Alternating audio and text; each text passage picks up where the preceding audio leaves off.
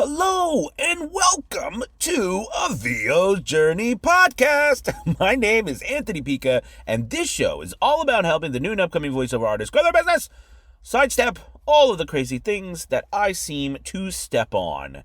It is an incredible Friday because yesterday I got the opportunity to interview none other than Mike DelGaudio, the Booth Junkie, and let me tell you, it was a blast. I had such a great time. Mike is an awesome guy, loads of fun, so knowledgeable, so willing to share anything on any topic. We even put him in the hot seat because we had lots of questions from the group, so I asked him a bunch of questions. So I'm really excited to get you guys this interview with Mike DelGaudio. We really talked about everything. So excited, and I'm just again so thankful. So let's go ahead and shut me up and get this interview started. All right, let's do it. This is VO's Journey.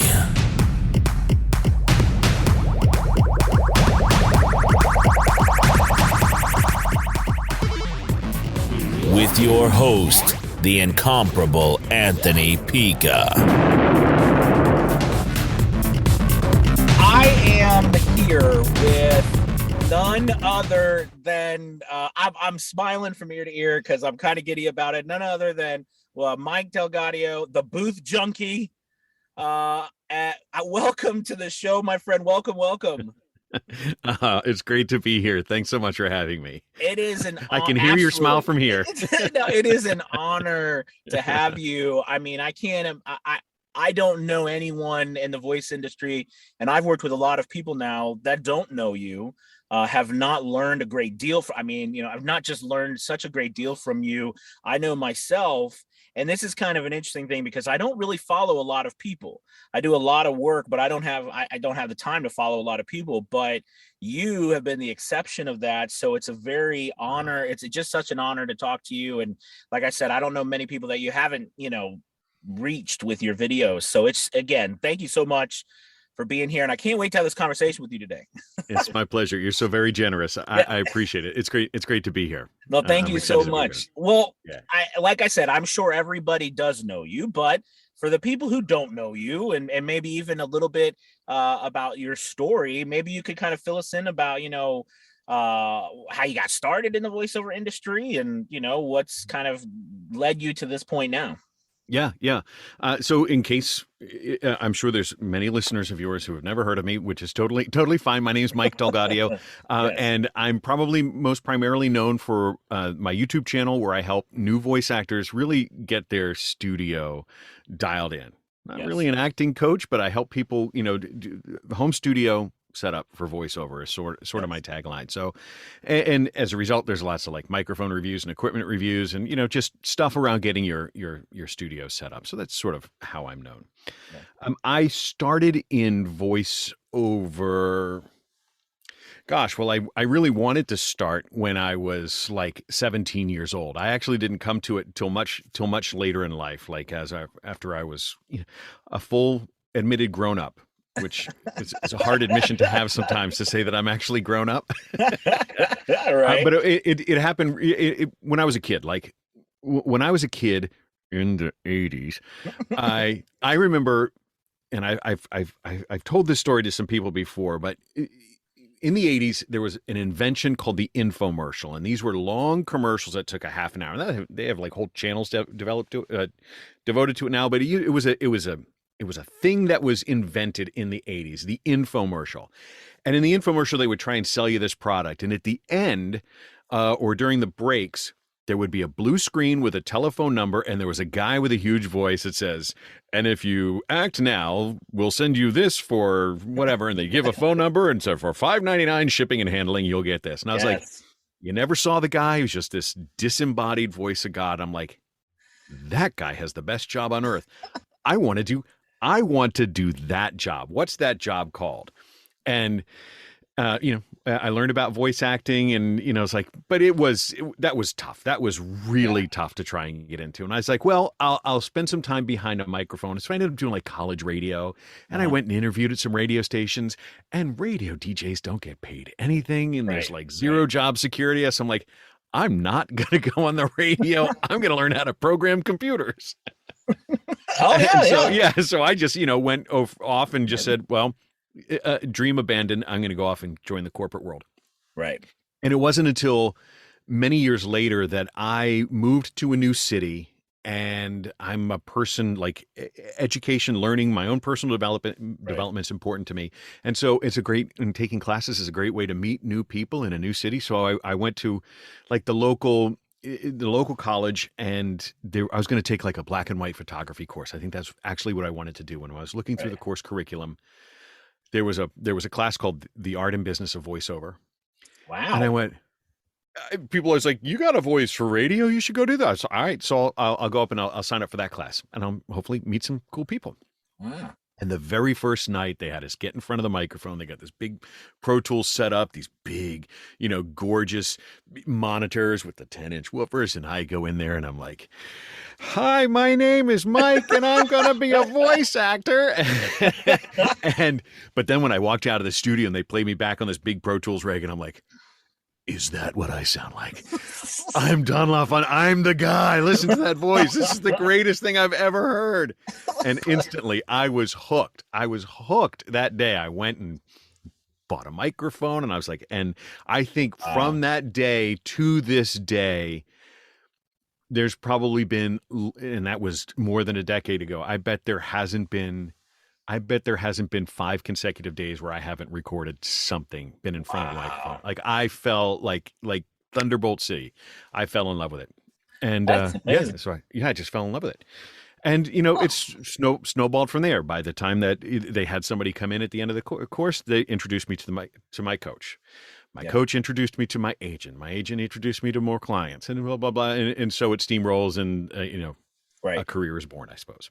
There you that's go. awesome. That's my story. Yeah. No, I love it. That's great. You mentioned in there too your YouTube channel.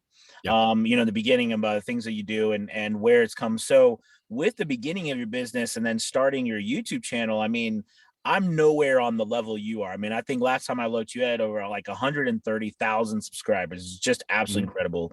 What led you to the YouTube channel, to start that? Yep. I had the intention of making one video, and that was when I was trying to build my home studio. I wanted to buy a whisper room. Right. I had a choice. There was there was build your own, there was a DAW box, there was a whisper room, there was studio, and whisper room was in my budget. It looked like it could fit into my house. And I was like, but can I put it together myself? Like, what's involved? Do I need to hire people for this? So I scoured YouTube, and there was no video on how to make a whisper room. So my first video so I took the plunge. I'm like, well, okay, I'm going to take the plunge. And I found a whisper room, and I bought it, and I was like, I'm going to document how this goes together. Right. Is it any good? And so I made my first video, and at the end of it, it sounded like I was in a bathroom. So I think I ended up making a second video. I'm like, okay, we're going to have to figure out how to treat this thing so it doesn't sound like you're voicing from the middle of your bathtub. And I fell in love with it. Like, I really became hooked. And that's part of what attracts me to YouTube, and what makes me make the videos that I make is I'm all about educating and paying for it. You strike me as someone that's very similar. Like, if I learn something, part of learning is passing it on to the next person. Absolutely. I'm so grateful for everybody who has taken the time to impart their knowledge to me synchronously or asynchronously, either stuff I've learned over YouTube or stuff that they've just imparted to me just in passing. Yeah. And that's always been important to me. I'm so very grateful for it, and I always want to pay that forward however I can. And so I just sort of snowballed, and I was like, well, I'm going to teach. What else can I teach? What else do I know that I can show somebody? What else have I learned that I want to share? And it sort of has just grown from there. It's incredible. And I like I said, from being a YouTube, a content creator myself, it's this amazing how much reach that you've gained. Not that there isn't a big voiceover community. Yeah. There is, but it is not the larger of communities, right? So it's not easy to reach as many people. So I think you kind of set the gold standard, I think, for most of us. So I think it's really awesome. Do you feel, because I'm just really interested, do you feel the YouTube channel? So let's kind of dive into now, talking about voice actors and advice. We'll Sure. give advice to people. Yeah. Instead of the right off the bat, what do you recommend for a brand new person starting off? Because I will ask you that. Well, actually, let's start with that. Let's start with that, because I was going to ask you too. Like, how does the YouTube channel for you fit in? And is that something you recommend? But let's start with a simple thing. So, a brand new person starting out right now, let's talk about, what equipment do you recommend? How do you recommend they get set up? All that kind of jazz. Yeah, sure. You can come at this from a number of different angles, and it's not that much different. I try and paint the allegory of, if you wanted to play on stage at Radio City Music at Madison Square Garden, Mm-hmm. and you had never played an instrument, what's the first thing you're going to do? You're going to buy a guitar, Right. An instrument, and you're going to figure out how to use that thing first. People think that voiceover is just talking. We're not just, I mean, more than anybody. Yeah. We're not just talking here. No. Voiceover is a thing. It's Yes. voice acting, because we're acting. Our job is to make you feel. Right. We're paid to make you feel something, and it could be Absolutely. To make you want a product. It could be to make you, empathize with a character. It could be to make you learn something. Right. But I need you to feel something. Right. And that part requires zero technical anything. If you've got a phone in your pocket, you've got a microphone that you can record and practice with. Right. So there's that. There's the track of, you got to learn your craft. You got to learn how to be comfortable and to be yourself and to be the person that the client's hiring you to be in front of the microphone. Yeah. After that, you still don't need a ton of technical stuff, so long as you've got a room in your house that's reasonably quiet, away from wherever you live. I say house, but your apartment, Right. wherever you live. If you've got a place that can be reasonably quiet for a couple hours a day, where you can speak freely in it, then you've practically got a studio. If you've got a closet, walk-in is better, but if you've got any closet that's got clothes hanging in it, go stand in that closet. It's going to be quiet enough. Bring your phone, put your phone in the highest quality recording mode, go sit in your closet and practice. Yes. Read scripts, transcribe TV commercials, and if that's what you're into, if you want to do radio or TV, there's plenty of scripts right out there that are playing for you 24/7 on the TV. Right. Record them on your phone and then transcribe them and take that script and practice with yourself. And so you can get there. So you get your craft. After that, and I've said this before, pick a budget, any budget at all, and spend 80% of it on making the room you're in sound as good as it possibly can for voiceover. After that, then buy your electronics. Gotcha. Any XLR microphone. In the beginning, gosh darn, any XLR microphone's going to be fine. From the $50 toner to the $500 whatever to the $3,000 whatever. In the beginning, the gigs that you're going to get as you're in your first year, unless you are magnificent as an actor, the first gigs you're going to get, a $50 microphone is going to serve you just fine. As long as there's no reverb, as long as people can't sense the room that you're in, any microphone's going to work. Yeah. Budget interface, go budget. Pick a budget and spend 80% of it on the soft stuff that's in your room and make yourself a studio and then go record it. At the beginning of the pandemic, I made a video where I did the whole thing out of my booth, but on my phone. Right. And my phone sounds freaking amazing. And it's just a plain old Android phone. A nice one, but a plain old Android phone. I'm still using that same phone. But it sounds great in the booth because the point was it's all about the space. Yeah. Another video I made way back in the beginning where I compared a $50 Craigslist microphone, Yeah, like a $50, an old AKG Perception 100. It was budget when it came out. It was super budget when I bought it secondhand, but I put it up against my $1,000 Neumann, but I recorded in bad spaces. Like I recorded the Neumann in a crummy room and the cheapy one in my nice studio, my nicer sounding studio. And the $50 mic blows the $1,000 mic away. Right. Because the space, and the more expensive your gear is, the more it's going to reveal the flaws in your space.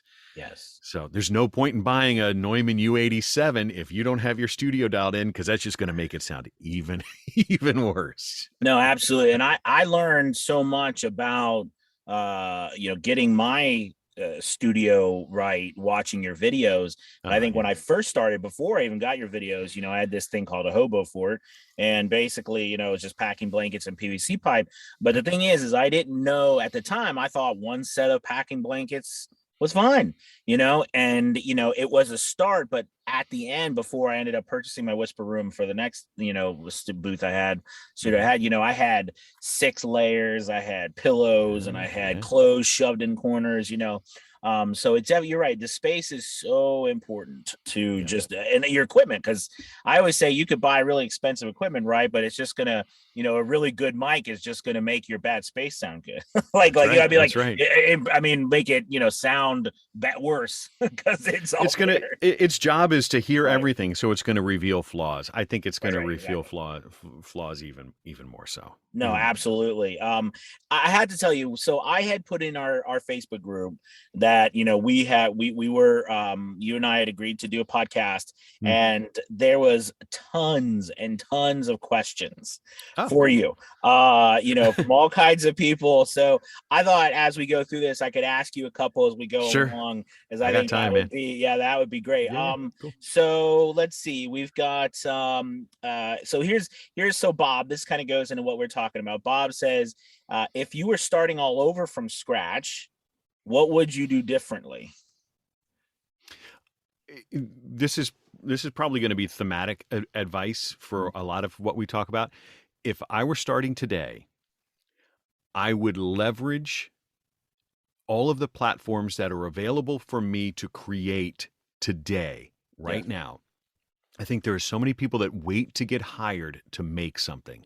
Don't make something, because what you make is your calling card, and what makes you attractive to other people. And the perfect case in point is the fact that Anthony and I are talking to each other and folks are listening to it. Anthony's never heard me voice act. I've never heard Anthony voice act, but we found each other, and we found through our audience, through your Facebook group, that we have put something out that resonated with just a handful of people. We're not globally famous, but a few people said, I like what you're talking about. They're listening to what we're creating. So create something. And in a world of 1 billion people on the internet, chances are there's 10,000 people that are interested in what you're talking about. Whatever it is you're making, if it's even remotely good, chances are you can find 10,000 people. And luckily there are algorithms, the algorithms out there that are optimized, that if you are making something that's remotely interesting to other people, it will help that move to the next person. Yes. No, I love that. If you do it right, you don't got to do anything. All you got to do is make something good, and the algorithms will spread it for you. Well, you're absolutely right. I mean, I knew nothing, about podcasting or anything when I started this particular podcast, and it just was literally a podcast about me learning how to do this stuff. And and it's changed, the podcast, amongst all the other things, but it has changed my life. And you're absolutely right. That's great. All right, so we've got Bill. Bill Mecca asks, I believe he's a drummer. Do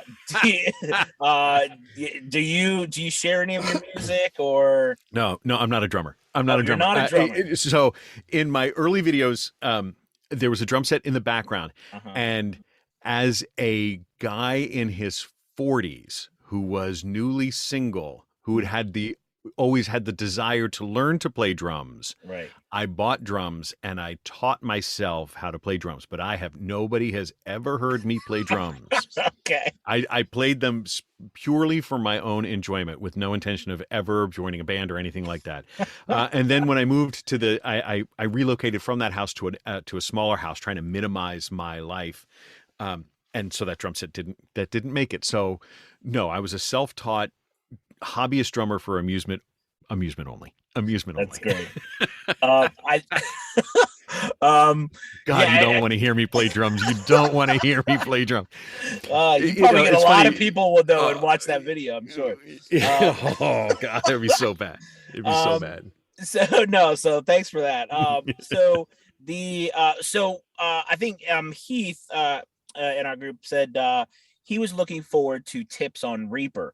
I think my question off of that, is instead of the tips, because we're not kind of maybe in the format for that, but we all know Reaper has been what you've taught a lot on Reaper. You've done a lot. Yeah. Do you recommend, and I'm sure you're going to, just like all of us, when we have our own, our DAW kind of becomes a part of us, but do you recommend Reaper? Is that the one you recommend? And what DAW do you recommend?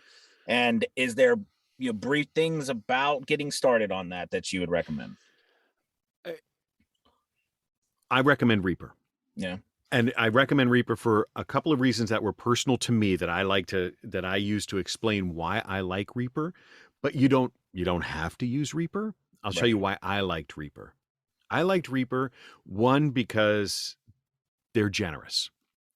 They're generous in the fact that if you're just getting started, the thought of dropping $25 a month for the privilege of using a DAW, no. I'm not doing that. And I can't afford that. I'm not doing that. Whereas Reaper says, you know what, this trial, as long as you don't mind a nag for a few seconds in the beginning, you can use this software full, no restrictions, for as long as you need to. Once you're ready to do it, pay us $60 once. That's generous. And then if you do make money with it, if it does become something that you use commercially, for the exact same product, we're going to ask you to pay a little bit more. $225, I think, is what it is right now. Right. That is a deal. One, that's a business, that's a pricing model I can get behind. If I make more money with your tool, I'm happy to. I want to support Reaper to move forward. But for the people who aren't making dime one, I don't want you to have to subscribe. Right. Just come and use it. And alternatively, you could say the same thing. Well, Audacity's free and it's legitimately free. It's free and open source. And that's true. A lot of people start with Audacity. The hard part with Audacity is a lot of what it does is destructive. Right. With Reaper, I can undo it all, practically all the way back to the beginning. Yeah. So if I want to learn and experiment and get better at my craft and understand what my tools are doing to the audio, then I think Reaper is a great tool. And it's been my DAW. Right. I had used Adobe Audition way back during when I was like learning and creating stuff for my corporate work 100 years ago. But once I've discovered Reaper, I have never gone back. And I will say I have never, in my decade of doing this, I've never once had anybody say, well, you're not using Pro Tools, so you're not. Right, exactly. Like yes, nobody, exactly. like that has never, ever happened to me. That has never happened to me. But I know that I've had people that says, hey, Mike, did you know that if you're using the light version of Pro Tools, you can only add like 5 tracks or 10 tracks? I'm like, are you kidding me? Or you're time limited, that your recording can only be 20 hours long. I'm like, oh, wait, wow. What? Are you kidding me? Are you kidding me? No, I mean, I've got projects. I think I had a project that was like 92 hours long in Reaper. I'm like, no. I'm not, I don't want restrictions. Technology is so made. It's come so far too. No, I love it. Thank you. Well, I'm not going to say there's nothing wrong with Reaper. I use Adobe Audition. That's fine. Even though that's fine. And I think the interesting thing is though, is if I'd gone back, that probably wouldn't have been what happened was I was teaching. I was a teacher, so I had already subscribed to Adobe CC because I was those tools as a teacher we were using. Yeah. So at the time, I didn't even know Adobe Audition existed. So I was already paying a reduced cost for the whole thing. And then I was like, oh, this is a DAW. So that's how I got hooked on Adobe Audition. Totally. But you've got Reaper, Audition, Studio One. We've got a lot of people with Studio One too. And but I think price pricing wise and overall, Reaper definitely is pretty incredible. That's what attracted me to Reaper. I evangelize for it because I believe in what they've done for me, but I don't begrudge anybody choosing any platform of whatever. Audition looks different. Yeah. Audition works differently. And for some people, Audition makes perfect sense. I think the learning curve might be a little shallower on Audition. Might actually be easier to get started on Audition because so many of the tools are just built in, right? Right. Whereas Reaper, the model's a little bit different, but if you can make that get up that learning curve, climb up that learning curve just a little bit more, you can it can be perfect. It can be absolutely perfect. No, that's great. Thank you. All right, so this next question is from Angela Moon. She says, what's your favorite thing about VO and what's your least favorite thing? Well, when I would talk with my coach, and we'd have so much fun. It's so much fun. If you just know it. If this is what you want to do, it is so much fun. Right. It's like stealing money. When you get a paycheck to do this stuff, it's like stealing money. And I know so many people who are into voice acting, who are into using their voice, that it's just like, this is what's in me. This is what I want to do. This feels like the right thing. It's like stealing money. On the flip side of that, it's a business. Yes. It's a business with a legitimate grind to it. Yeah, you're recording stuff that can be really hard. It can be really boring. You could be you might have no earthly idea what you're talking about, and you have to sound like an expert in it. That can be both challenging, but it can also be really, really difficult. Yeah. But just the business of it. There's, you hear about same thing with like a restaurant chef. They're like, I love to cook, but man, I don't want to hire and fire people, and I don't want to keep the books, and I don't want to worry about the taxes, and I don't want to form an LLC and all that stuff. It's a business. So there's parts of it that pull you away from the microphone that you have to do, but you have to treat your voice work as a business if you actually want to make it your business. Very well said. Very well said. Work you got to do. Yes, I totally agree with that. And we talk about that a lot. So good job. Okay. So this is from Ben Wake. He says, he asks, he's talked a lot about creating and licensing an AI copy of his own voice. Mm-hmm. Do you have any experience with this? And if so, what's it been like? Sure. I mean, I think that the AI voice is coming. Right. I mean, all you have to do is just scroll through TikTok and know that the AI voice is there, right? Whether it was Bev's voice or whoever's voice it actually is, you know it's coming. Right. You can see, like, with what video game engines are doing with the world building and the character building. If you saw that new Matrix video game demo with the new is it Unity engine or Unreal Engine? I forget, one of the gaming engines. You know it's coming. Right. I think there will always be a place for the voice actor's voice. Mm-hmm. And I think there's going to be a place where a voice actor's voice, where they're just going to go with the automated voice. Mm-hmm. If I'm not opposed to anybody modeling their voice for whatever. You could be a model for a 3D model for a statue in a video game, for a character in a video game. You can model your body. If you want to model your voice, that's fine. Know that it is your asset that you are licensing to somebody. Right. So treat it as an asset that you are licensing to somebody. If somebody says, boy, I love your voice, can I make an AI model of it? Sure, it's an asset. I'm going to license to you. Let's talk about the fee. Let's talk about the usage. Let's go into this with our eyes open. You can agree to whatever you want to agree to. Right. But it's a business decision, and you got to know what you're getting into. But I would never begrudge anybody for creating an AI model of their voice. I mean, why? I completely agree. And I honestly think, for audiobooks, the longer form is harder. Just because as a story goes on, right, there's changes and you're telling a story. I think after the period of time that can be more challenging, but I thought that's a great way to be able to use AI, if you license it. And I would think that especially with Meta, if that continues to take off and these different worlds, characters are going to want voices, and a lot of these people are not going to voice themselves. Right. So, you're going to want a unique voice. Yeah. Yeah, and I think while there's a moment, if that's something, if you get an option towards licensing your voice because somebody likes the way your voice sounds, while there's a moment, while we can do that, that's great. I think in 10 years they'd be like, we don't need you guys anymore. We've got enough that we can now create any model we want to make anything we want out of it. So. And that's gonna come whether we like it or not. That technology, whatever it is, the technology is not going to stop. So if there's a moment where you can do that, then who am I to say? No, absolutely. I completely agree with you on that. All right, Susan Wilkerson, she asks, when will the next story for Bridgewater be on your podcast?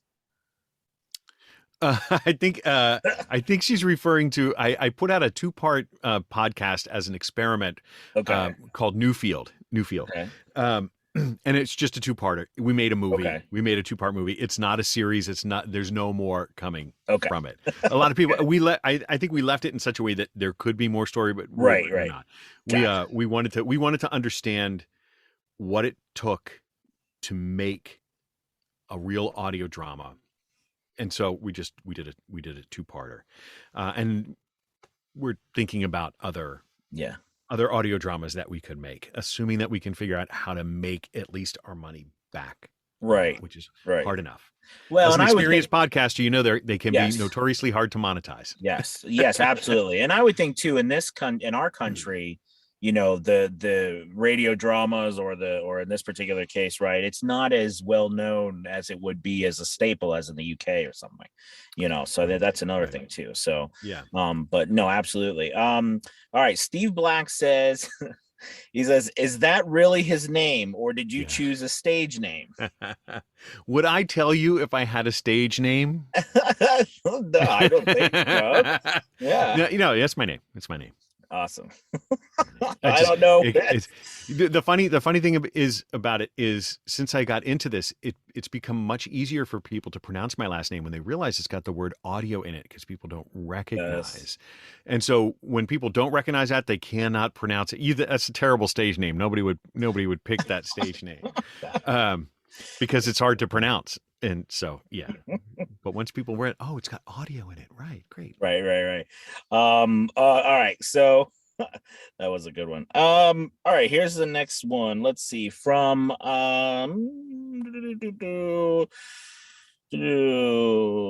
see. I got all these people. Is he married? Now, there's somebody said, is he married? He's a babe. I won't say the woman's name, but she said, is he married? He's a babe. I assume you're married, aren't you? Yeah, you got your ring on. Yeah. Showing my ring. Yeah, there you go. All right. Sorry, ladies. All right, so let's see.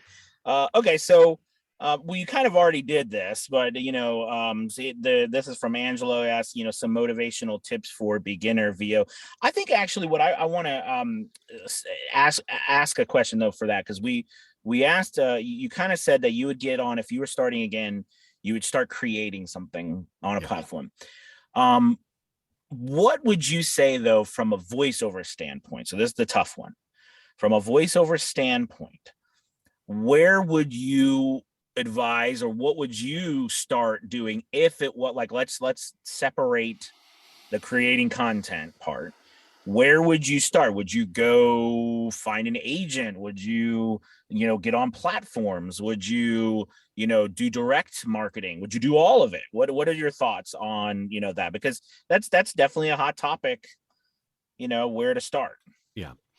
I would. So I think it depends on where. What is it that you're hoping to accomplish?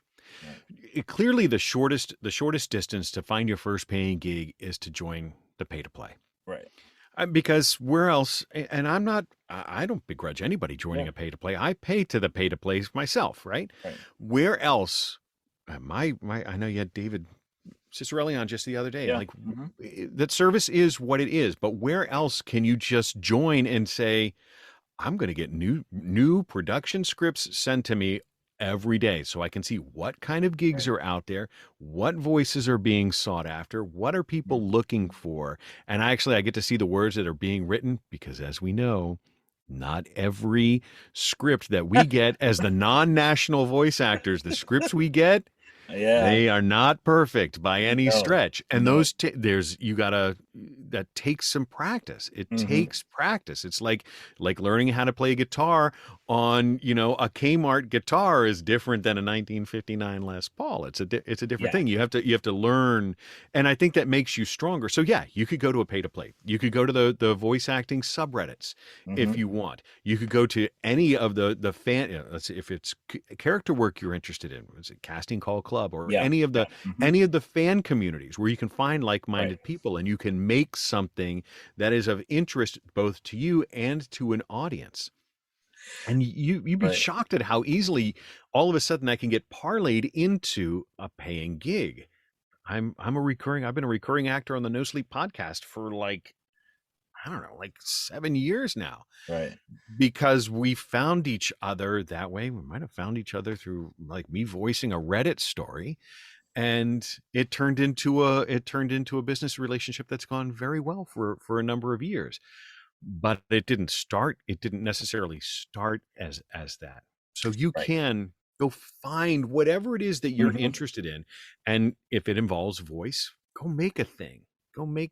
Fan dub something, practice doing voice, do fan dubs of TV commercials, but make them funnier or something, find some creative angle on a thing that showcases your talent. And if they're interesting, people will watch them. I love it. We literally were just talking last night about this last night. I'd given our academy homework to go and do something creative. Let's start something, because I think that's so important. It's so funny that you said that. I completely agree with that. So with what you were saying, I mean, we didn't talk about agents in there. So at this point, because if you're not, let's just say you're not in LA or New York. Yeah. I mean, what is it kind of as it comes, is that kind of the way you approach it? I mean, yeah, well, certainly if in the beginning you're going to grind, right? You're going to grind through whatever it is to try and make $1. And if it means you take the low paying gigs, I understand you're going to take the low paying gigs, but you're going to grind to get your experience. At some point, I think there are some prerequisites to getting an agent. And I think that this really changed post the onset of the pandemic. I haven't set foot into a studio now in, what's it been, 3 years. Yeah. I doubt I'm going to set foot into a studio at least for another year. Right. It's just, at the level that I work at, I think that it's unlikely. And once your studio at home becomes that it's really not too different from going into a studio, I'm going to work out of this room. So before I get an agent, I think there's 2 prerequisites that you have to have. One is that you are 100% confident in what you can produce out of your home studio, because chances are no one's going to pay the booking fee to bring you into that studio, right? So you got to be confident in what you can make in your studio, and you got to feel like that's going to be dialed in. Yeah. So if you're, and then 2, you have to be, I think the next step is to be comfortable that you can connect your studio to anybody else's studio. So you find somebody with Source Connect and say, hey, can we do a practice Source Connect? Chances are there's a couple of people in your Facebook group that say, I've got a Source Connect license. Do you want to practice? I don't know if that's something in your academy that you do, that you say, let's learn how to connect to somebody's studio in Source Connect. Because if your studio sounds good and you know how to connect to somebody else's studio, the world is your oyster. You can do everything. And then you can say to your agent, not only can I act, and here's a demo of what I sound like. Hopefully it's a demo that's been created in your own studio, and we can talk about that. And 2, I can connect to any studio, so you can hear what I sound like, and I can connect anywhere, and I can work from home. And I think would help you get an agent, because the thing about agents is, you can try and go to New York and LA and Chicago to find yourself an agent, but those oceans are deep and they are red with blood. There's a lot of voice actors all trying to do that. But you know what? There's also Tulsa and Dallas and Scottsdale and Pittsburgh and Lexington, Kentucky. And, there's lots of minor markets that all have agents that are all looking for talent that can do the grocery store and the convenience store and the car dealership ads. There's lots and lots of places. And the regions, the exclusivity regions are pretty small. So you can be represented in Fargo and Tulsa and all those different places. And there's and you'll get more. So you can work towards it. And then, I didn't start with a New York agent.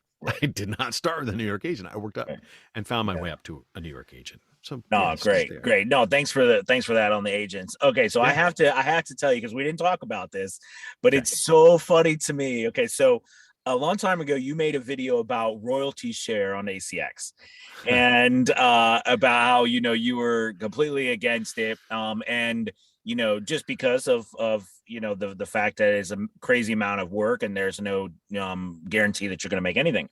So the funny thing is I started my business on doing royalty share books. Wow. Right. And I loved it. However, a lot of it had to do with because I got in with the right producer who was producing, book after book after book, and that was working. However, I think it's hilarious because I went through a period of time where it's like, but Mike says this. And I was like, I know. And then I was on your website and I saw the feasibility calculator that I was like, you are all in about educated people on royalty share. There's no other calculator, but it is. No, I know. That actually, I'm surprised that's only been there for like 2 days and it's supposed to come back down. I was me testing if I knew how to share. So yeah, that's hysterical. I don't even know if it's still there. But so great. It is the royalty share. I'm super impressed that you've been able to build a business on royalty share, because I think. No. I let, for the listeners, I started and then I stopped because it ended up being for me great practice. Because it ended up being great practice. And I tell people are like, hey, why don't I do LibreVox? And that's absolutely wonderful too. But I always thought, why don't I do this and possibly make some money? But I can make $40 in 3 years and great. Right. Well, I mean, and then I still get a check. I mean, so all the books I've done for royalty share, and there's been quite a few, I still make $200 to $300 a month, and that was a lot of work, but the learning, the struggle was real going through that. I mean, you know what I mean? So that was, and then in the sense that was worth it, but no, it's not a viable way, I think, through ACX to do it, just because the odds are stacked against you and you only get 7 years and then your rights are over. I think the royalty, the ACX thing feels like it's a good idea, but the thing I do the feasibility calculator, and there's a new version that's going to come out because I've been working on it. But I just love that you have that. It's the thing, because I do a lot of coaching on studios in there, and so much of it is, oh, Mike, I need you because I failed my ACX submission. Yeah. And if you're beginning, you can get hired to record an audiobook on your first day of saying, hey, I'm a voice actor. Yes, you can. And I've got a Blue Yeti and my bedroom, and somebody will accept an audition for you. But eventually you will fail the ACX submission. And as a novice, if you don't know your tool very well, if you don't know how to meet the technical requirements, it is part of the feasibility calculator is, if it's 90,000 words, it's going to take you 112 hours of work to make that book. Know that going in. If you decide I want to do that and make $0, that's your choice. You are free to make that choice, my friend, but go into it with eyes open that these audiobooks are a marathon. You don't step out of bed one morning and go, the hell with it. Let's run a marathon today. Let's run a marathon every day for the next month. Yes. No, you don't do that. You gotta know what you're getting into. Absolutely. And I do, and I would say, when I worked, I worked with Scott Brick just briefly, and and then Sean Pratt, who's been on the podcast as well. These guys, and it's so everybody knows. I mean, they have a team of people. You know what I mean? They don't do, at that level, they don't read the book. They can't take the time to read the books anymore. They have people who actually go through the books, find words for them that are maybe difficult to pronounce, and give them so I mean, like, so in order to do that, you got to have a team of people to go through a book a week. I mean, that's intense. And they're in a studio for 8 to 12 hours a day, or their own studio now. Right. And they're not doing their own QA. They're probably not doing their own QA anymore. It's somebody else is going. If somebody else knows how to fix those edits. Exactly. Us as the working Joe who doesn't have that team, you got to read it. You have to read it aloud. You got to edit it. Right. You got to QA it. You got to make sure it meets the technical standards. And all of a sudden, even as an experienced audiobook, I can generate audiobook all day. I can do it all day long, but it's still not less than 3 to 1. 3 hours of effort for 1 hour. Yes. And that is pushing it. That is really, really pushing it. That's if it's a really easy script that I can read cold, that I can be really kind of ice cold on it. But if I have to act, forget it. It's 4 or 5 to 1, because you got to know what you're acting in order. You just can't. I don't want to improvise somebody's book. I don't want to just improvise. No, you can. You can't. Yeah. I mean, that's you can't. You can't do that. So let's move on. So that was good. That was a good thing. Ron Gardner says, could you talk just a little bit about your experience with moving and your transition, from booth to booth? I can. It's hard. Yeah. Well, yeah. I mean, I'm assuming maybe he's thinking about it. I think because a lot of them have been following my journey too, of me moving and starting again, and So you said, is there any maybe we'll look at it this way? Is there 1 or 2 tips you would give someone who's moving and has the opportunity to start a new studio in their home? Would you what would you recommend that they do? Sure. So so if you're just starting out and you've built your studio out of your walk-in closet, let's say you're blessed enough to have a walk-in closet, and you've built it, but now you got to move. You have to pre-think, okay, what is my next studio going to be? Do I have that space in my house? So, and pre-plan it. You're moving an asset. This is your building. If you were a computer programmer, you're like, I'm making sure that my computer and the monitor and everything, that your assets that come with you, your precious keyboard or whatever it is, that moves along with you. You're in a good position if you had to, whether you've chosen to or not, you have a whisper room that can go out of house A and that can go to house B. That's exactly what I did. That's what I did here. The nice thing about things like the studio bricks and the whisper rooms and stuff like that is they are made to be disassembled and relocated. Right. So when I relocated from where I lived in Pennsylvania to where I am outside of New York, I took my whisper room, I threw it in a U-Haul, and that was the very first thing that got put together at the next house so that I could continue to work. And I only was down for the time that thing was disassembled on the truck. Yeah. So I could build it together. So that's where those things like the whisper rooms really come in handy. He might be asking me about mine because I had to build a booth because the cottage I moved into, because outside of New York is super expensive. Right. The room that I'm in is 2 inches shorter than my whisper room. Oh gosh. So, and you can't cut a whisper room down. You can't just shorten them. That's a non-trivial exercise. Right. So I ended up having to build a booth that's bespoke, but this booth is going to stay with this house. I didn't make it in a takedownable because I'm not a very good carpenter. But if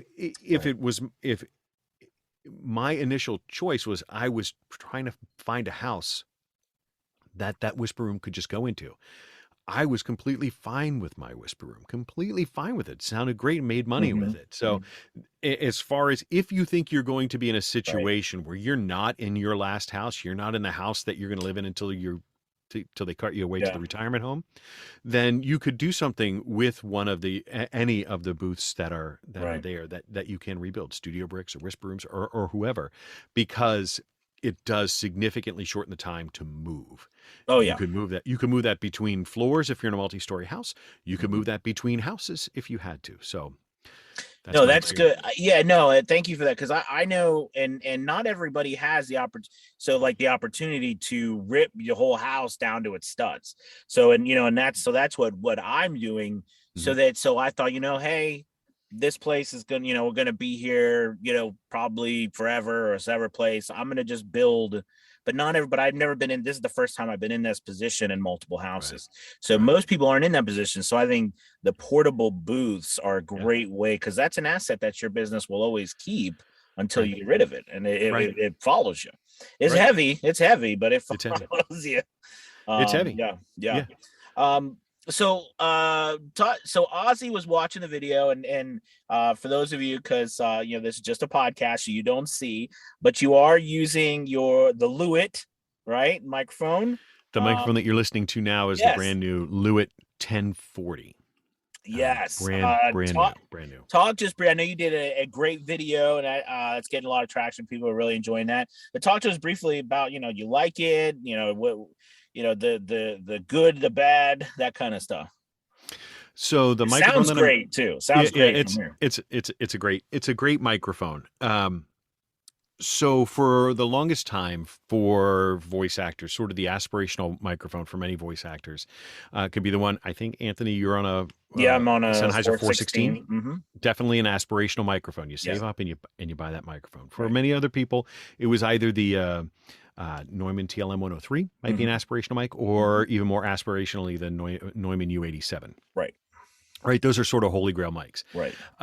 Lewitt came along a few years ago, and they made some really extraordinary microphones. A couple of microphones that I really enjoyed using, and I say this just because I spent money on these. Okay, so this is legit me spending money. But they had a microphone called the 550 Sub-Zero, which was an extraordinary cardioid microphone that was great.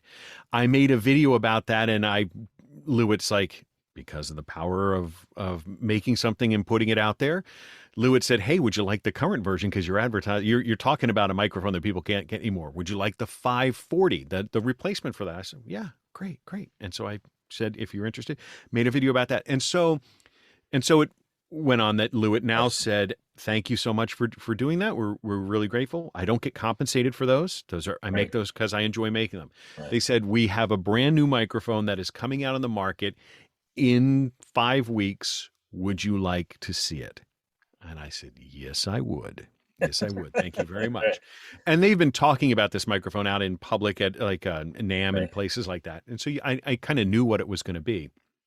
And so they made this microphone that's kind of and it's like an end game for microphones. I'm not compensated by them. I'm not sponsored by Lewitt. I'm just telling you what their intention is. And so they made a microphone that tries to cover like 90% of the bases that you would need in a studio environment.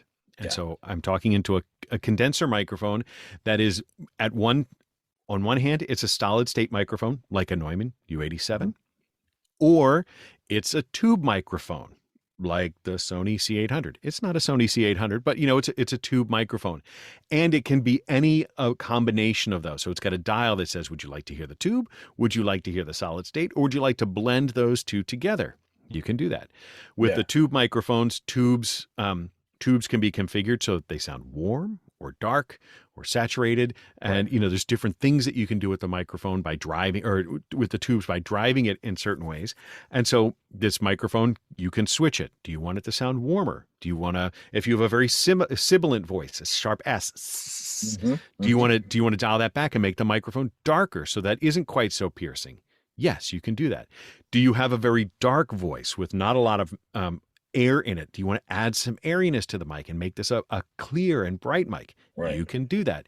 And it's no plugins. It's just, you're just setting switches on the microphone itself. That's that nice. Can make it a bunch of different things. And then other things that you would need, it's got all the high pass filters. So if you got the train that rumbles by, if you've got a furnace that makes noise, if there's, I don't know, any other sort of rumble in your house, you can dial that away. You can pad it. So if you are both a voice actor and you do anime and some of it requires you to scream your head off and you need to pad that microphone back, you can do that. And it's infinitely adjustable from a pattern. So it could be omnidirectional to figure eight, and every possible pattern in between. This is quite an advertisement for this microphone. Right, Sorry about yeah. that. But it's a complicated mic to explain. They're not paying me, Lewitt. You hear that? We're not paying me. Nobody's getting paid for this. Paid here. No one's getting paid. But that's what it does. Right. The trade-off is it's their flagship mic. It's on the low end of the high-end microphones price-wise. So it's commensurate with a U87. It's about $3,500, which is when you get up into the real rarefied air of microphones, that's on the low end of the high end. It's not the $10,000 Telefunken. It's not the $7,000 Neumann tube. But $3,500 is no joke. No, and I get that. It's no joke. It's no joke. No, well, thanks for telling me. Yeah, because it looks awesome too. I mean, it's cool. It's cool. So Casey asked, what do you think is more important? We've kind of talked a little bit about this, but YouTube videos or creating demos and samples, like in regards to getting your brand out there. And then she also said your tips about starting a YouTube channel. So there's two questions there. Yeah. So I think that if you're honing your craft, that I think putting yourself out there in the world for validation that you're doing it right is invaluable. Right. Is absolutely invaluable. The coach who's making your demo will say, your demo is amazing. Right. You sound so good. Mm-hmm. And you're like, well, I hope you're telling me the truth. Right. So I'm not belittling a demo, but I don't put a lot on demos in this world right now. Right. However, if you put something out on YouTube, if you put something out on Instagram, if you put something out on TikTok, right. If somebody watches that and makes it the whole way through, YouTube, Instagram, TikTok say, that has value. Let's see if somebody else thinks so. And they'll send it to 3 other people. And if all those people make it more than 50%, 60% of the way through, right. TikTok and Instagram and YouTube say, hey, this must be pretty good. Let's show it to even more people. Validation through the actual act of the people enjoying the work proves to the algorithm that it's worth spreading. That serves their ulterior motive of keeping you locked onto those platforms. Yes. But it's validation because if it's not worth spreading, they won't spread it. That's why there's millions of videos out there with like 3 views. Right. But if there's a video out there, and so in the beginning, it's hard. You got to break through. And you can do a little bit of marketing for yourself. You can put it out there. You can say, I made this thing and put it on Reddit. I made this thing and put it on your LinkedIn or wherever you advertise. You send it to your friends. Hey, could you guys watch this and see if it's any good? But once it goes out into the real world, the algorithms prove back to you that what you're doing is good. If it's not, they don't tell you what's wrong with it. They just tell you that it's not good enough. And I tell you what, there's nothing more validating than that. I look at my own YouTube videos and I can see the stinkers because YouTube didn't share them. I can see the winners because YouTube shared them. Yeah. And I had the benefit of building a little bit of an audience. And if somebody, early when I made some videos, there were other people like, hey, you made something cool. And they told their people about it. And I didn't even know it. Mm-hmm. And that's just further validation for everything that now somebody says, I believe in this and trust it enough that I'll tell you about it. Right. That kind of marketing. I mean, that is unbelievable. Mm-hmm. And so if you're making something on YouTube, you could be making a thing about how to set up home voiceover studios. And that's what you're good at. And you know what? I'd love to have you on my channel. The thing about the internet is it's a really big place. There's a bunch of guys that review microphones just like me. And you know what? I'm friends with them all. They're not my competition. They're my pals because the internet is a big place and there's plenty of room for 10 of us to review the same mic on the same day. And it's not hurting anybody. No, so don't go into it with a sense of competition. Just make what you want to make something that you think is interesting, that is up to your quality standard, and the world will tell you if your quality standard is high enough. I love that idea of using it. No, that's great. I love that idea of using, and I'll be honest, I've not looked at it from that sense of using it as a validation point. and seeing, because you're right. I mean, the idea of these social platforms want to keep people on their platform. So the algorithm, for the main part, works to the longer someone watches your video, your content, the more they're going to show it, because it's proving that it's something valuable, keeping the eyeball on the platform. So that's yeah, I love that. That's great. If you were going, so then the other part of Casey's question was, what advice do you have in starting a new, so like, you have a massive audience now, but if you had to start your YouTube channel over again, how would you do it? Exact same way. Exact same way. I made something that I wanted to share. Right. I had an idea for something that I wanted to share. You go back and look at my videos, they are terrible. Right. They are terrible from a production quality. I'm still not really all that good from a production quality standpoint, but you go back and look at them, there's nothing special about them. I recorded them. I recorded probably the first 90% of my videos on a $300 Sony entry-level HD camera. Nothing special about it. But if you're doing a talking head thing like I do, where I'm looking at a camera and I'm looking you in the eye as best I can and I'm telling you what I think, then you shine through. Right. You're just saying, here's who I am, here's what I sound like, here's what I'm doing. I'm making the thing. If you're trying to entertain somebody because you're doing fan dubs, you're doing, something else, just make it as honest as you can and be proud of what you're putting out. Oh, go ahead. I'm sorry. Yeah, I'll just say one more thing about it, because I was talking to somebody about this morning, is nobody knows you've made that video until you've put it out. So the other thing that you can do is it can be take 5 of that thing. Right. Yeah. Right. Take 1 is not the one that has to go out. Many of my videos, even though they look extemporaneous, they're take 4, they're take 5, because I've fumbled it. I've been factually incorrect. I'm not comfortable with how I look. I'm not comfortable with how I sound. I'm fumfering too much. And so I go, it's not up to the standard that I want to put out. Whatever that standard is for yourself, make the thing that you say, this is the best that I can make it. It's either you in your most natural and vulnerable state, which might be, in which case, all that ums and ahs and all that stuff can stay in. Yeah. Or if the sound is not up to speed, if you're like, gosh darn, I can still hear the room in this recording, and it doesn't sound like I'm in the cave, where I'm fan dubbing the scene that's taking place in the cave because it sounds like I'm in my bedroom.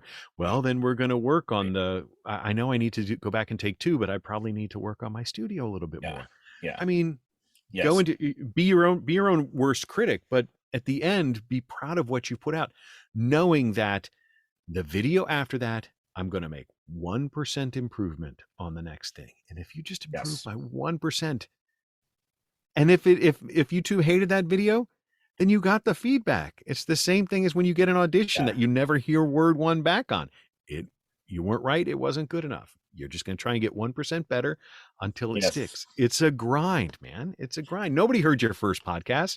Nobody heard Nobody heard episode 1. They go back, and that's, they might go back. That's the funniest thing, when you put, I'll never forget, my first podcast episode, I think my mom listened to it, maybe Crickets. If I shared it with her. Right? I mean, no one knows. And you don't start out as a so-called expert. It's over a period of time, but it does lead me to actually another question. Before we leave that, I want to leave with one more thing: is don't quit too early. If you're making your thing for YouTube, and this, I'm not breaking any ground here. Right. The first 1,000 subscribers are way harder to get than the next 1,000. It gets easier. So if you're continually improving, if you're taking your own stuff to heart, if you're looking to improve, the first 1,000 are impossible to get. Yes. But I got 1,000 last month. Yes. Do you see what I mean? You don't quit too early. If you believe in what you're doing, and if you believe in the product that you're making, whatever that quote unquote product is, just keep going and get better at it. It's going to take 3 or 4 years. Yes. But then after 5 years and whatever, I've been doing YouTube now since 2016. Now I've got 130,000 subscribers, but I can tell you I went through 2016 to 2019 with like, I got to 15,000 and I was psyched. It takes a while. You can't expect to go from I made my first I practiced my first day on my instrument and then the next week I'm in Madison Square Garden. It doesn't work that way. Absolutely. In anything. It doesn't work that way in anything. You have to get better at it. It happens for some people strike gold, young kids on TikTok and stuff like that. I was just going to say that for the rest of the world. Yes. You can't compare yourself to those, those flashes of something, they burn bright, but it doesn't last. It's like a proven fact that those don't last. If you want to create YouTube and make it your long, like 230 podcast episodes. Yeah. That doesn't just happen, right? No, it takes years. Yeah. It takes effort and grinding and perseverance. And then that's how you get CEOs on your podcast. Right. Exactly. CEOs aren't going to be on your podcast on episode 1 or 2 or 5, but on episode 225 or whatever, 115, whatever it was for voices.com CEO for, well, we had voices and we have voice 1, 2, 3, and then we had vote. I mean, you're right. You have to build it from. You got to earn it. You got to start somewhere. You got to earn it. You just believe in it and keep going and don't give up, because that's going to serve you as a voice actor too.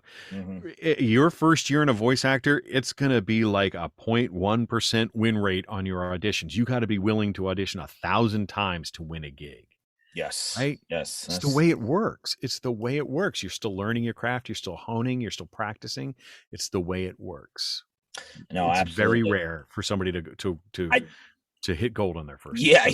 No joke. And that would still be beginner's luck, because the second thing it wouldn't hit. Well, I do want to say something too. I've put a lot of effort into my YouTube channel.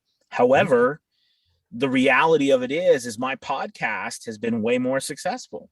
I mean, not that the YouTube channel I have is not successful. It is for what it is, but not as my, I think we are at number 3 in Spotify. I mean, the podcast is definitely been where my success is. That doesn't mean YouTube doesn't work, but like you said, you gotta try these things too. I mean, that's important. And then once you've experienced success in one thing, like, I'm not telling you what to do here, but you could certainly say, my podcast has been successful. Why don't I videotape the podcast and put podcast out on my YouTube channel and try to build, try and move some of those people over, if you're trying to monetize and build your business that way. Once you've experienced success in one area, it can be easier to parlay to move that success into other areas. Because the thing I've learned in speaking with my own coaches is, if people like you, they want to hear more from you. If they listen to your podcast and they realize, oh, I can see the podcast too on YouTube, I'm going to go watch that podcast on YouTube because I want more of what you're offering. I'm your fan. So it's easy to bring people, and then you can expand it from there. And that goes for, I think that's just generalized advice for anybody. If you're writing a blog and people are experiencing, say, hey, and you could listen to the podcast where we talk about this, a percentage of those people move over. And then when you're doing the podcast, you say, hey, we're also filming this. If you'd like to watch some clips on YouTube, you could do that. And then the long form clips, you pick out the best points of it and you take it over and you make audiograms, you put them on Instagram. If you want to build it, you can. Yes. And that's what I did. I mean, I built a lot of my social presence by 1-minute videos from the stuff I did, or, so I think a lot of stuff that I get asked, there are a lot of questions about creating like a YouTube channel from a voice actor standpoint, is the confusion of, I always get that, what do I create? Do I create something that is based on voiceover, or, do I create something like, I like worms and I want to talk about worms, I think that is always a major question, right? Because people don't know, because what am I going to create in voiceover? Who's going to listen to that? Not customers. My thought about that is, if I were changing anything about what I do today, it would probably be not quite as much navel gazing. In other words, I don't want to. My target audience ended up being voice acting, voice actors. But my channel really, I'm not voice acting on my channel. I'm just hanging out with you. Right. We're just hanging out. But if I were making something that I was trying to attract, I would probably do let's say I wanted to do explainer videos. Let's say that's where I wanted to break in. Right. Well, I would make explainer videos about anything. I'm going to teach you how to use this piece of software. About whatever you're interested in. Make an explainer video about that you're voicing over. Maybe you write the script and then you do the voiceover and say, hey, if you'd like my voice, maybe in the description, if you like my voice, come find me. If you'd like to, if I could make more of these for you, let's do it. And that's how you can, I think that's how you can do it. And what's nice about YouTube is if those are actually any good, they're actually going to start generating revenue on their own, which is a pretty good, good side thing. But I mean, that's what I would make. I would make something that's in the area that you'd like to be good at. And certainly education on YouTube, making educational videos can be both lucrative and they can be revenue generating in people hiring you to do that same thing for them. Yes. Yeah. No, great. I think for me, the big, you've been so generous with your time. I really do appreciate it. I think I want to ask you one more question, really. Yeah. And I think, so to me, this is, and because you have an amazing microphone right there, so we know that's already a favorite of yours, right, for the sponsors. But I think that my next question is, if you had another favorite microphone, what, like, because you've done so much stuff, I meant to even ask you, how do you even, you must have, at that point, you must have such a good ear that you can really determine, because sometimes I'll be honest, I listen to your stuff and I'm like, it's hard to tell the minuscule differences, but if you had a favorite microphone, what, besides what you have, what would it be? Or what is it? And I guess maybe let's look at it in phases. Right, that might be easier, right? If you were just starting out, your favorite microphone, if you had some success, your next favorite, because it changes, right, over stages in your business. Sure. I've long said, and I'm really glad that they reissued it. The Neat King Bee is a shockingly good microphone. You can make money with the King Bee. And it's unfortunately more expensive than it was, but it's still a darn cheap microphone that could last you a long time. So if I was just starting out and I needed like a microphone, $179, the Neat King Bee is a darn good microphone. And you can pair that with practically any interface out there. My personal preference for interfaces, I use Audient. Okay. They're my choice. And they make an extraordinarily good interface called the Evo 4. Or the ID14. That's two different lines, same preamplifiers inside, just slightly different functionality.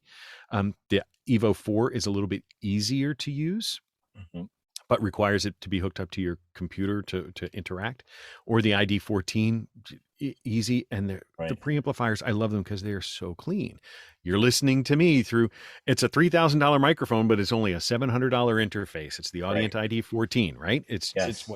I have no problem plugging a $3,000 microphone into this, and the gain is up. You hear nothing. So, at the inexpensive, if it was me and it was today, and I said, I need to be voice acting by tonight.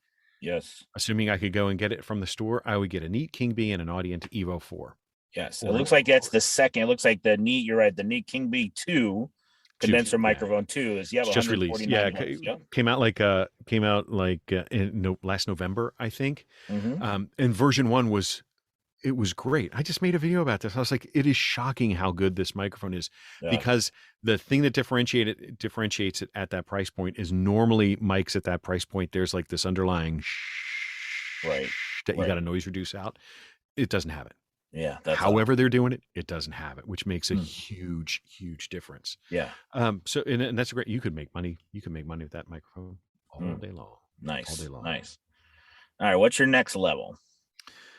My next level after that, call it like the $300 to $400 range. Okay. I don't know. Probably like I would say probably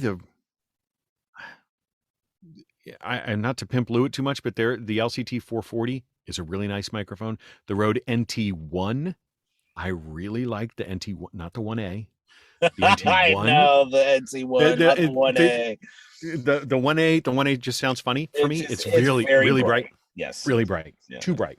And especially for my experience is that female voices, it's not friendly to female voices very often because it's so bright. If you have a really dark voice down like this, if your voice is really dark, then an NT1A might be right, but it can be, it's pushing the brightness, pushing the brightness really hard.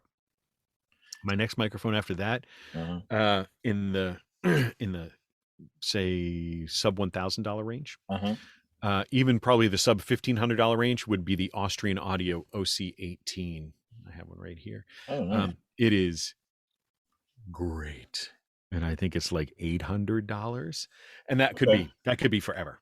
You could have that and never need to go to another microphone. $849 right now on Sweetwater. Is it the OC18? Yeah, the OC18. It is so good and smooth, and it's great. It's great. After that, you're making choices at $1,000 or more. It's you're into the point where it's diminishing returns, and you should know what you're going after. You might want that good deep bass with brightness of a TLM 103. You may be looking for a certain warmth from a tube microphone. You may be looking for something in particular. The muscular 416 that brings out the proximity effect for the shotgun, right? After that, you're starting to know what you're looking for in a mic, and you're not just picking the mic you can afford, trying to get the best bang for your buck. It's diminishing returns after that. The difference between the $3,000 microphone and the $5,000 microphone, it's diminishing. You're getting into you're shaving things ever finer, it gets hard because they're all good. Over $500, they're all good. Right. It's hard to find a stinker. They're all good. Right. And I do. And I want to say one other thing about, just before we close, about the quality, I think, is not lost on me, even with the video. So people can't see the video, but like just how, like, I think one thing, at least a big thing I've taken away too, is we, never scrimp on trying to get the highest quality of what you're doing, even with this thing. Because I meant to mention I always was so amazed by how good the quality of your videos are on YouTube.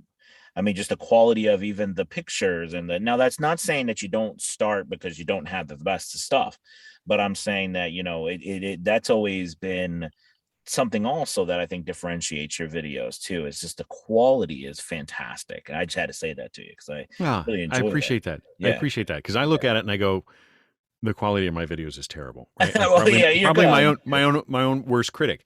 Yeah. And the thing I've learned is, like I said, most of my videos prior to mid 2020 were shot on a $300 Sony, the A5000, with the kit lens, like inexpensive. And the thing I've learned, I think that what separates quality, and this is good advice for people who are listening. Audio comes before video. Yes. People will sit through a video that is slightly blurry that sounds good, as opposed to your crystal clear 4K video that sounds like it was recorded with a potato. Yes. And there's something about it that audio quality is very, very fatiguing, whereas video quality is just, oh man, I wish that was a little crisper. That's my experience. We spend a lot of time like obsessing over the quality of our video, but chances are the camera on your phone is going to get you pretty good quality video. Yeah. Like I said, mine was just a little tiny point and shoot, 1080p camera, doesn't do HDMI out, anything like that. I've since upgraded because I wanted to make my job easier. Yeah. But at that point, you can just say, I'm going to get the best out of my tools that I can. I'm going to work on lighting. I'm going to experiment. The number one thing that I think that's, if I had a parting thing to say, is experiment in anything that you're doing. I'm still experiment in my studio. I change my mic placement around. I change cables. I change things. I've put a new monitor in there. I've rearranged the way my camera is. I've tried to experiment. Don't settle for what you have, because chances are you can make 1% improvement by changing something. By changing something in there. And it doesn't have to be something you buy. It could be just moving. It could be just learning about, oh, I have a cardioid and not a super cardioid microphone. What's the difference between these two things? Why would I choose that? And that will make you understand the tools that you have more. What if I put the EQ before the compressor in my vocal chain? What if I put the de-esser after the compressor in the vocal chain? What happens? Right. And doing all of that experimentation will make you better. Yes. Will make you better across all things. That natural curiosity. Don't settle, and it will get better, and you'll be able to get more out of the tools that you have.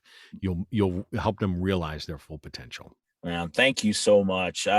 How can people, as we finish up, where do they go to, if they want to hire you, like, because I know you say you work to help people with their studios and their sound, where can they go for that?